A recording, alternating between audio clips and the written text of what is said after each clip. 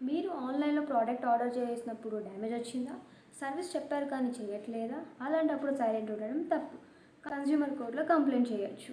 ఈ consumer day రోజు మనం తెలుసుకుందాం కన్జ్యూమర్ కోర్టులో ఎలాంటి కేసెస్ వేయచ్చు అండ్ కన్జ్యూమర్ కోర్ట్ వల్ల మనకి ఎలాంటి హెల్ప్ అవుతుంది అనేది తెలుసుకుందాం. అసలు కన్జ్యూమర్ అంటే ఎవరు? కన్జ్యూమర్ అంటే మనం ఒక ప్రోడక్ట్ సర్వీస్ కొన్నప్పుడు మనం కన్జ్యూమర్ అవుతాం. ప్రోడక్ట్ సర్వీస్లో మనకు కావాల్సిన క్వాలిటీస్ అడిగినప్పుడు వాళ్ళు ఇవ్వకపోతే మనకి లీగల్ రైట్ ఉంటుంది కన్జ్యూమర్ కోర్ట్ని అప్రోచ్ అయ్యి కంప్లైంట్.